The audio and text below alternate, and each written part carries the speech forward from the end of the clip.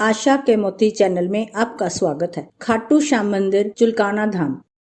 प्राचीन समय की बात है जब त्रेता युग में चुनकट ऋषि लकीसर बाबा नौलखा बाग में घोर तपस्या कर रहे थे। उसी राज्य में एक चकवा बैन नाम के राजा हुआ करते थे, जो एक चक्रवर्ती सम्राट थे, जिनका पूरे पृथ्वी लोक और मृत्यु लोक पर राज्य हुआ करता था। एक दिन उन्होंने अपने पूरे राज्य में घोषणा करवा दी कि जो भी जीव मेरे राज्य में है वो मेरा ही अन्न जल ग्रहण करेगा। यह सूचना जब ऋषि लकीसर को पता चली तो बाबा ने राजा को एक संदेश भेजा कि मैं आपका अन्न जल ग्रहण नहीं करूंगा। मेरी तपोभूमि में हर तरह की वनस्पति है और मेरा जीवन यापन यहीं से हो जाएगा। जब यह बात राजा को पता चली तो राजा ने एक संदेश भिजवाया कि यदि मेरे राज्य का अन्न जल ग्रहण नहीं करोगे तो मेरे राज्य से बाहर चले जाओ या फिर मेरे साथ युद्ध करो। बाबा ने उसके राज्य को छोड़ना ही उचित समझा और वो वहाँ से चले गए। जब चलते चलते पृथ्वी के आखिरी छोर पर पहुँचे तो उन्हें पानी ही पानी नजर आ रहा था। तब उसी दौरान भगवान ने एक लीला दिखाई। बाबा को एक बहुत ही सुंदर हिरन जो के सागर के किनारे अपनी प्यास बुझाने के लिए आया। जैसे ही वह पानी पीने लगा तभी पीछे से एक शेर दौड़ता हुआ आ रहा है। हिरन को दिखाई दिया तभी हिरन ने आवाज लगाई कि हे राजन, दुहाई हो, आपके राज्य में एक निर्बल की हत्या होने जा रही है, कृपया बचाओ।